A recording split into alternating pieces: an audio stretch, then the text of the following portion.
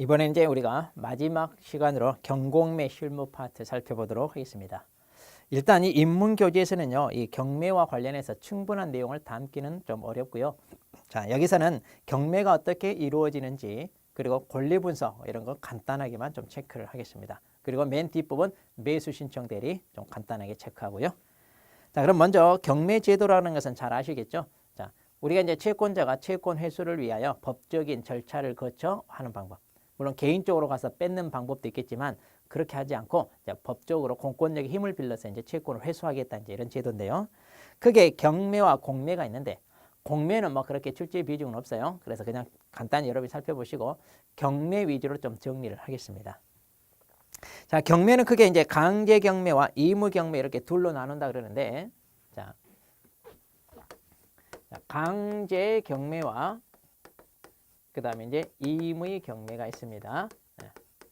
자, 보통 강제 경매라고 하는 것은 일반 채권자가 자기 채권이 있다고 해서 그 채권자로서 경매를 바로 신청할 수는 없고요. 그 채권이 있음을 입증할 만한, 그러니까 그 채권이 있다는 것을 가지고 내가 이렇게 경매를 신청할 수 있는 그런 집행 권한이라는 걸 확보를 해야 되거든요. 그러려면 이제 먼저 소송을 제기해서 승소를 한 다음 판결문을 얻어서 경매를 신청하는 이런 절차를 거쳐야 됩니다. 이렇게 해서 이제 넘어오는 거, 즉 일반 채권자가 하는 이러한 걸 갖다가 강제 경매 이렇게 얘기고요. 의무 경매는 일종의 담보권 실행 경매다 그러는데, 자, 대표적인 게 이제 저당권이죠. 돈을 빌려줄 때 그냥 빌려주는 게 아니라 채무자의 부동산에 저당권 설정하고, 만약 채무자가 변제를 못하면 그 저당권에 기하여 바로 경매를 할 수 있는데, 이렇게 담보권에 의하여 이루어진 경매를 갖다가 의무 경매 이렇게 얘기를 합니다. 그런데 이제 둘 다 절차는 같아요. 절차는. 그래서 이제 강제 경매를 위주로 규정을 한 다음 의무 경매가 여기 이제 준용하게끔 이렇게 이제 절차를 하고 있는데, 자, 경매 절차를 먼저 살펴보겠습니다. 자, 먼저 우리 교재 134페이지 보세요. 자, 134페이지 보시면 이제 그림으로 간단하게 되어 있는데, 자, 이렇게 채권자가 말하자면 이제 경매를 신청을 합니다. 그럼 이제 경매를 신청을 하면 이제 이 경매가 강제 경매건 의무 경매건 절차는 같아요. 그러면 이제 경매 법정에서 뭘 하느냐? 이 경매를 받아줄지 말지 이렇게 판단을 해봐. 이걸 이제 경매 개시 결정이라고 그래요. 자, 경매 개시 결정을 합니다. 그런 다음에 이제 뭘 하느냐? 자, 배당 요구 종기를 결정을 하고 이제 공고를 합니다. 그러니까 한마디로 뭐냐면, 자, 채권자들, 돈 받을 사람들, 니네 채권액이 얼마인지 여기 종기로 정하는 이 마감 날짜, 이때까지 이제 말하자면 이제 배당 요구를 하시오 이렇게 됩니다. 자, 그렇게 해서 이제 배당 요구를 해야 배당을 받을 수 있고, 만일 배당 요구를 하지 않았을 때 배당을 받지 못하는 경우도 있습니다. 자, 이렇게 해서 이제 자, 이 종기를 그럼 언제로 정하느냐? 이게 상당히 중요합니다. 이것은요, 첫 매각 기일 이전으로. 그러니까 이제 맨 처음 경매를 하는 날짜 이전의 날짜로 정합니다. 자, 카메라 이제 여기 잘 보세요. 자, 그렇게 해서 이제 여기 보시면 이제 배당 요구 종기를 정합니다. 그러면 이제 어떻게 하느냐? 그 다음에 이제 매각 준비를 합니다. 매각 준비는 이제 집행관, 즉 담당 공무원 시켜가지고 이것저것 현황 조사를 하는 거예요. 그리고 이 부동산을 감정평가사한테 맡겨가지고 어느 정도 금액이 나오겠는가 평가도 맡겨보고. 그래서 이제 이런 걸 토대로 하여 이제 최저 매각 가격을 정한 다음 이제 그 금액에 맞게 이제 참가할 사람 참가해라. 이렇게 이제 하죠. 자, 이런 모든 준비가 끝나요. 그럼 이제 뭘 하느냐? 매각 기일. 경매하는 날짜입니다. 그리고 이제 매각 결정 기일. 이제 경매를 했을 때 이제 1등이 나타나면 이제 그 사람한테 최종적으로 허가할 건지 불허할 건지를 정하는 이게 이제 매각 결정 기일인데, 이 날짜를 언제 할 건지 지정을 하고 이제 공고를 합니다. 그럼 적어도 이 공고는요, 이 매각하는 날로부터 14일 정도 간격이 있어야 됩니다. 그러니까 이 정도 기간을 주고 경매를 참가할 수 있게끔 해라 이거죠. 그래서 이제 공고 날로부터 한 14일 이후로 이렇게 이제 하는데, 자, 이렇게 해서 이제 이 매각 기일이 다가오면 사람들이 어때요? 이제 기다렸다가 이제 참가를 하겠죠. 자, 그래서 이제 매각 기일에 매각이 실시가 됩니다. 그러면 이제 이때 아무도 참가하지 않는다 그러면 이걸 뭐라고 그래? 유찰을 이거라고. 그리고 이제 사람들이 참가하면 입찰 또는 응찰한다 이렇게 얘기하죠. 그런데 이제 입찰을 하더라도요, 그냥 장난삼아 하는 걸 막기 위하여 뭘 하느냐? 보증금을 걸고 참가하게 합니다. 이때 이제 이걸 갖다가 매수 신청 보증금, 간단하게 입찰 보증금 그래요. 그러면 이것은요, 최저 매각가의 10%를 걸고 참가하는 거예요. 그렇게 해서 이제 A, B, C, D 이렇게 참가했다. 그러면 이 사람이 3억 5천, 3억 4천, 3억 3천, 뭐 3억 2천 썼으면 가장 많이 쓴 사람을 최고가 매수 신고인 그래요. 최고가 매수 신고인. 자, 최고가 매수 신고인. 이렇게 뽑는다는 얘기죠. 근데 이제 아무도 이제 사겠다는 사람이 안 나타나면 이걸 유찰이라고 해요. 그럼 이제 다시 날짜 잡아서 하는데 이걸 갖다 이제 세매각 그래. 물론 이제 이때는 가격을 20% 정도 깎아줍니다. 그렇게 해서 이제 다시 이제 뭐 또 날짜를 정해서 이제 공고를 하고 경매가 이루어집니다. 그럼 이제 이렇게 1등이 나타나잖아요. 그러면 이제 이렇게 1등 이 사람한테 이제 최종적으로 이것을 허가를 할 건지 아니면 불허가 할 건지를 정합니다. 이게 바로 매각 결정길. 매각 결정길이에요. 그래서 이제 이 날짜에 최종 허가 불허가. 그러니까 뭔가 하자가 있거나 문제가 있으면 불허를 하겠죠. 그럼 이때는 또 다시 날짜를 정해서 합니다. 이걸 세매각이라고 그래요. 그런데 이제 허가를 하게 되면 어떻게 되느냐? 이제 이 사람한테 이제 최종적으로 확정이 되겠죠. 그러면 이제 대금 납부 기한을 정해줍니다. 보통 이제 대금 납부 기한은 이렇게 한 달 정도 정해져요. 그러면 이제 이 사람이 이때 대금을 일시불로 완납을 합니다. 그럼 이제 완납을 하는 순간 이제 소유권을 취득하게 되어 있습니다. 그럼 이제 이때 대금 완납하면 이제 이 대금을 가지고 이제 배당 절차가 전개가 되죠. 배당. 자, 이런 식으로 이제 경매 절차가 이루어지게 됩니다. 거기 이제 맨 마지막에 소유권 이전 등기와 관련된 업무가 쭉 나오는데 무슨 얘기냐? 대금을 완납한 순간 소유권을 취득하는데 이제 등기부상에 자기 명의로 등기를 해야 되죠. 자, 이때는 자기가 등기 신청하러 가는 게 아니라 법원에서 등기소에 촉탁을 해서 등기를 하게끔 합니다. 자, 그렇게 해서 이제 자기는 대금을 완납하면 소유권 취득하는데 만일 어떤 주택을 경락을 받았다고 합시다. 근데 여기에 이제 아직 안 나가고 있는 사람들이 있어요. 그러니까 자기에게 대항을 할 수 없는 사람, 점유자들이 있다고 합시다. 그럼 이걸 자기가 쫓아내야 되는데 이걸 차마 자기가 쫓아내기 어렵다 그러면 법원에다가 이제 인도 명령이라는 걸 신청을 합니다. 그래서 당신네들의 공권력의 힘을 통하여 이 사람들 대신 좀 쫓아내 주시오. 이렇게 하는 걸 갖다가 이제 인도 명령 그래요. 그래서 이제 최종적으로 이렇게 다 내보낸 다음 이것을 취득하게 됩니다. 자, 이렇게 이제 경매와 관련된 기본적인 절차 이렇게 됩니다. 자, 그러면 자, 이렇게 경매로 넘어오는 물건이 있을 때 우리가 좀 쓸만한 물건이 있나 없나 봐가지고 이제 투자에 관심이 있거나 자기 필요에 의해서 경락을 받고 싶다. 그러면 권리 분석을 잘해야 되죠. 물론 물건 분석도 중요합니다. 자, 그런데 이 물건 분석 우리가 중개대상물 조사 확인 작업 배운 거 있죠. 뭐 그런 토대로 하면 돼요. 그래서 공부상 조사, 현장 조사 이렇게 하면 되고요. 단지 이제 권리 분석이 중요한데, 자, 우리 교재 다시 앞으로 오셔가지고 133페이지 보십시오. 자, 133페이지 보시면 이게 거기 도표에 정리되어 있어요. 도표. 자, 권리 분석은 한마디로 뭐냐면, 자, 이 경매 부동산에 설정된 어떤 권리들이 있는데 이게 경매 절차 종결과 동시에 다 소멸되느냐 아니면 인수해야 되느냐 이거예요. 이걸 찾는 거예요. 이거. 그러면 다 소멸된다면 상관없지만 만일 인수해야 되는 권리가 있다면 어때요? 그것을 떠안아야 되기 때문에 부담으로 작용할 수 있습니다. 그래서 그것을 정확히 분석을 해서 소멸되는지 인수하는지를 알고 참가를 해야 되는데, 자, 이걸 어떻게 할 거냐? 자, 먼저요. 거기 소멸되는 권리 해가지고 박스를 보시면 첫 번째 저당권, 근저당권, 압류, 가압류, 담보가 늦게 이렇게 돼 있어요. 자, 이들 권리들은요. 순서 상관없이 다 소멸됩니다.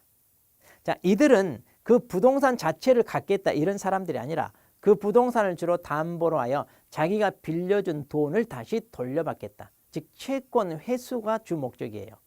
그러니까 이 물건이 경매로 넘어가면 그 경락대금에서 자기가 받아낼 돈, 채권만 회수를 하면 되니까 다 소멸되고, 또 이들은 자기네가 확실히 받을 수 있을 만큼 또 순서도 우선이 되든지 이런 식으로 빌려주기 때문에 뭐 떼일 염려는 없어요. 자, 그래서 이들은 무조건 다 소멸된다. 그런데 반대로 인수되는 권리를 보세요.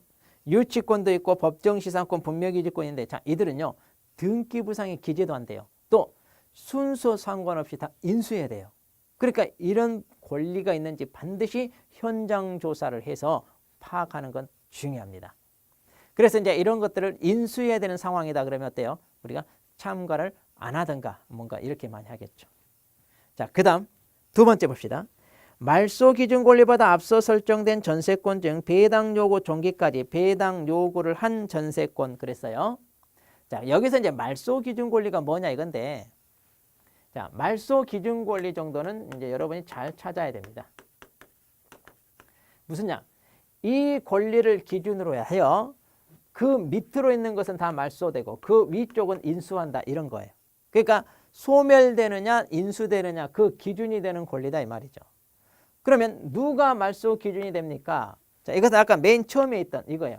근저당이나 저당권, 그 다음에 압류나 가압류, 그리고 담보가등기. 자, 이들이 이제 후보가 될 수 있는데 이들 중에 가장 선순위로 오는 게 말소 기준이 됩니다. 자, 이들 중에 순서가 가장 빠른 게 말소 기준이 돼요. 그래서 이제 그 밑으로는 없어지고 그 위로는 떠안는다는 얘기예요. 자, 그 밑에 얘기가 바로 그게요. 그 박스 맨 밑에 얘기가. 자, 예를 듭니다. 1순위로 저당권, 2순위로 전세권, 3순위로 가압류 뭐 이렇게 있다고 하면, 자, 이 저당권자가 순서가 제일 빠르잖아요. 그럼 이 저당권 밑으로, 물론 저당권부터 시작해서 다 소멸됩니다. 아까 이것도 다 소멸된다고 그랬잖아요. 그러니까 말소 기준 밑으로는 소멸된다 그 얘기예요. 자, 반대로 1순위가 자, 지상권이 있고요. 2순위가 가압류가 있고요. 3순위로 저당권, 4순위가 근저당 이렇게 있다고 하면, 자, 가압류가 가장 빠르죠. 네. 그런데 가압류 위에 이렇게 지상권자가 있습니다. 또 뭐 전세권자, 임대차 이렇게 있다고 하면 이들은 이 위에 있으니까 소멸되지 않고 그 밑으로만 소멸되는 거예요. 그러니까 말소 기준 위에 있는 건 이런 것은 인수해야 된다 그 얘기입니다. 자, 그러니까 권리 분석은 어렵잖아요.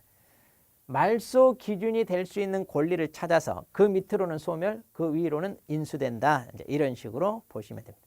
물론 이제 조금 복잡하거나 이런 것들도 있긴 있어요. 자, 그런데 지금은 이렇게 기본적인 권리 분석 정도만 알아두시면 될 것 같습니다. 자, 이렇게 해서 이제 경매로 넘어오는 물건이 있다. 그러면 이제 매가 기일이 언제인지 이제 법원 게시판이랄지 또는 경매 잡지랄지 또는 경매와 관련된 인터넷 그런 각종 사이트가 있잖아요.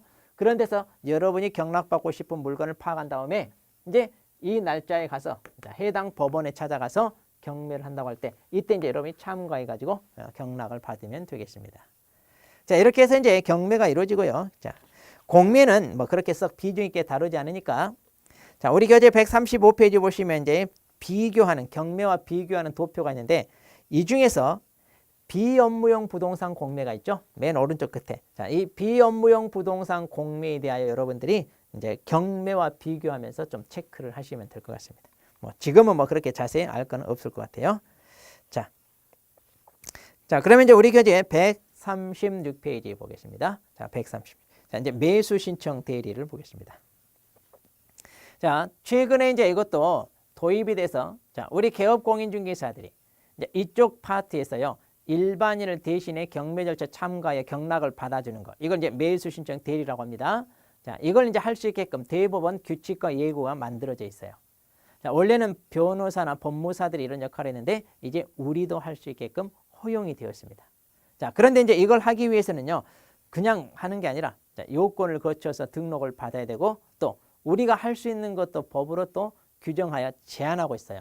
자, 그러면 그런 내용을 살펴볼 건데, 자, 먼저 136페이지 첫 번째 매수 신청 대리권 범위. 자, 우리가 일반인을 대신하여 경매 절차 참가하여 경락을 받아주는데 그때 즉 경매 절차에서 할 수 있는 게 어떤 것들이 있느냐 그 얘기거든요. 이걸 법으로 딱 7개 정해놨어요. 그러니까 우리는 이것만 할 수 있습니다. 경매 절차에서 다른 것은 못한다 그 얘기예요.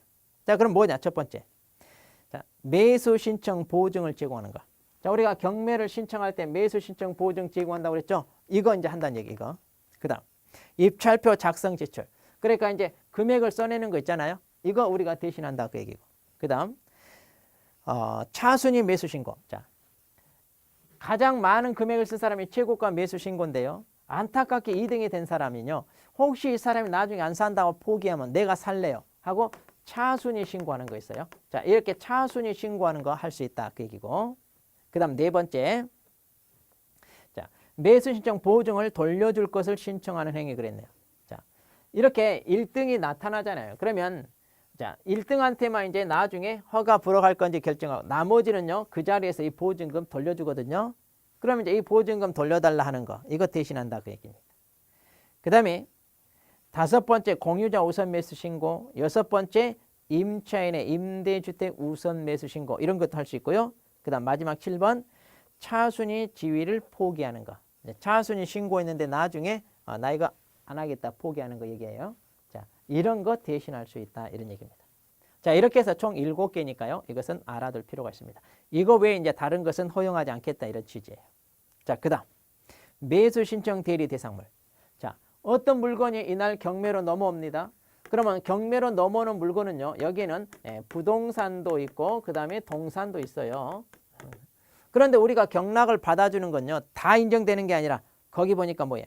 토지, 건축물, 그 밖에 토지 정착물, 임목, 공장재단, 광업재단.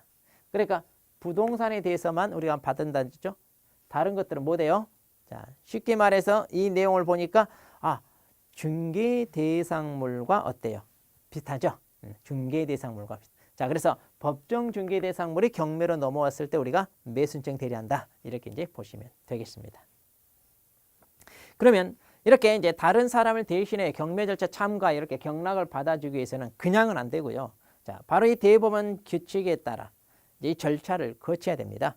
자, 그래서 이제 등록 절차를 거쳐야 되는데, 자, 법에서 갖추라는 요건을 구비를 한 다음에, 자, 등록 이거 신청을 하게 되어 있습니다. 그런데 등록 신청하러 어디 가야 되느냐?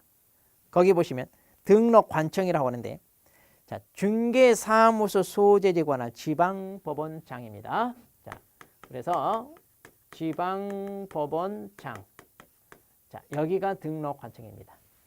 자, 그래서 사무소가 있는 곳입니다. 자기가 살고 있는 주소지가 아니라. 그러면 이제 이때 갖춰야 될 요건이 어떻게 되나요? 자, 이때 이제 갖춰야 될 요건입니다. 자, 이거는 자, 아무나 하는 게 아니라 개업 공인 중개사만 할 수 있어요. 자, 그런데 개업 공인 중에 종류가 법인이 있고 공인 중개사인 개업 공인 중개사가 있고 그 다음에 중개인이 있는데 이때 중개인은 못 해요. 그러니까 공인 중개사인 개업 공인 중개사와 법인인 개업 공인 중개사만. 자, 그래서 이때 요건은요. 공인 중개사인 개업 공인 중개사와 그다음에 법인인 개업 공인 중개사만 할 수 있습니다. 그리고 이제 이들이 또 실무 교육을 받아야 돼요. 실무 교육. 실무 교육. 그런데 이 실무 교육에 중개업을 하기 위해서 받은 거 있었는데 그것과는 달리 매수 신청 대리하기 위한 실무 교육이 따로 있습니다. 그리고 또 보증 설정도 해야 됩니다. 보증 설정 해야 돼요. 그러니까 중개업을 하기 위한 보증 설정 배웠잖아요. 그런데 여기서 또 있으면 또 그러니까 매수 신청 대리하기 위한 보증 설정이 또 있습니다. 물론 이제 우리 중개사법처럼 법인은 2억 이상, 개인은 1억 이상 해가지고 이건 같아요. 금액은. 그리고 이제 자, 그 밑에 이제 결격 사유라고 돼 있죠. 자, 결격 사유에 해당돼서는 안 됩니다. 자, 그래서 이들이 이걸 갖춰야 돼요. 그러면 이제 여기서 말하는 이 결격 사유가 뭡니까? 이제 한 5가지가 있죠. 자, 첫 번째, 매수 신청 대리 등록이 취소된 후 3년이 지나지 않은 자. 그러니까 이제 매수 신청 대리도 하다가 잘못하면 행정 처분으로 매수 신청 대리 등록 이렇게 이제 등록 신청하면 이제 등록 처분을 해줄 거 아니에요? 그럼 이렇게 등록을 받아서 매수 신청 대리를 업무를 하는데 바로 이 등록이 취소되는 그런 게 있습니다. 또 일정 기간 업무 정지라고 하는 처분도 있어요. 그러니까 뭔가 법을 어겨서 이렇게 매수 신청 대리 등록이 취소되면 3년간 못한다 이런 얘기입니다. 자, 그 다음에 이제 또 경매 관련 유죄 판결을 받고 판결 확정일로부터 2년이 지나지 않았다는데 자, 이런 민사집행법 108조 4호에 있는 게 뭐냐? 외울 필요는 없어요. 그러니까 경매와 관련된 어떤 잘못을 저질러서 재판을 받아 처분을 받게 되면 2년간은 못한다 이런 얘기입니다. 자, 그리고 이제 3번, 4번, 5번은 좀 비슷하죠. 우리 중개사법상 결격 사유와 비슷합니다. 자, 그래서 매수 신청 대리 업무 정지 처분을 하고 폐업 신고했어요. 그럼 그 업무정지 기간이 끝날 때까지는 다시 등록 못한다 이 말이고. 그다음 또 자, 매수 신청 대리 업무정지 받은 개업권 법인의 업무정지 사유 발생 당시 사원 임원 이들도 결격이다 그런 얘기고. 그다음 또 이제 사원 임원이 결격으로 있는 법인은 그 사원 임원의 결격이 또 법인의 결격으로 보겠다 그런 얘기예요. 자, 우리 중개사법상 결격 사유 내용과 3번, 4번, 5번 비슷해요. 그러니까 1번, 2번 정도만 아시면 돼요. 여러분 1번, 2번 결격 사유 중에서. 자, 그렇게 해서 이제 이렇게 요건을 구비하면 지방법원장한테 등록을 신청하고, 그럼 이제 지방법원장이 등록 처분해 줍니다. 그러면 이제 본격적으로 이제 자, 매수 신청 대리 업무를 할 수가 있습니다. 자, 그런데 또 해서는 안 되는 금지행위다 해가지고 또 실려 있죠. 그러니까 이 금지행위도 8가지인데 절대로 해서는 안 됩니다. 자, 그러면 이거 보시면 꼭 외워야 된다. 물론 외워야 되는데 딱 보면 이거 왠지 해서는 안 되겠구나 느낌이 와요. 자, 그래서 첫 번째, 이중으로 매수신청 대리 등록을 신청했다.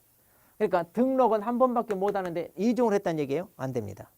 그 다음 매수신청 대리 된 사건에 있어서 매수신청인으로서 매수신청을 하는 행위. 그러니까 자신이 일반인 대신해서 경매 참가해서 경락을 받아주겠다 해놓고 자기도 참가를 같이 해요. 이건 안 된다는 얘기죠. 그 다음 동일 부동산에 대하여 이해관계가 다른 2명 이상을 동시에 대리한다. 이것도 안 되죠. 누구 한 사람을 경락받게 해야지 다른 사람은 그럼 어떻게 된다는 얘기예요. 경락을 받게 해줄 수가 없잖아요. 그러니까 동시에 2명 대리하는 거 안 된다. 그 다음 명의 대여를 하거나 등록증을 대여 또는 양도하는 거 당연히 안 되겠죠. 그 다음 다른 개업 공인 중개사 명의 사용하는 것도 안 되고, 그 다음에 형법상 경매 입찰 방해죄에 해당하는 거 안 되고, 다음 사건 카드나 확인 설명서 허위 기재하거나 필수 기재사항을 누락하는 거, 자 이것도 안 된다. 그리고 이제 그 밖에 다른 법령에 따라 금지되는 행위들 안 된다 그랬습니다. 자, 이렇게 해서 이제 총 금지 행위가 한 8가지가 있어요. 그러니까 매수정 대리 업무를 하다가 이런 금지 행위 이런 건 해서는 안 된다, 지금 그 얘기입니다. 자, 이렇게 해서 이제 우리가 매수 신청 대리까지 살펴보았습니다. 여러분들이 지금 보는 이 강의는 입문 강의입니다. 그러니까 본격적인 기본 강의를 들어가기 앞서서 우리가 배워야 될 그 과목에 어떤 내용을 담고 있는지 일종의 맛보기 형태인데요. 그래도 우리가 앞으로 배울 내용이 거의 70~80%는 다루고 있습니다. 자, 그래서 조금 쉽게 기본적인 내용 위주로 정리를 한 거니까 분량은 좀 작아요. 자, 그런데 이걸로 만족하시면 안 되고 반드시 기본서를 가지고 그 내용을 다시 한번 체계적으로 정리를 할 필요가 있습니다. 자, 그래서 여러분들이 나중에 기본서 공부할 때는 내용을 충분히 설명하고 이제 빠진 거 없이 다 다루기 때문에 그때 정리를 잘 하시면 될 것 같습니다. 자, 이렇게 해서요, 입문 강의를 마치도록 하겠습니다. 자, 그동안 강의 듣느라 수고하셨습니다.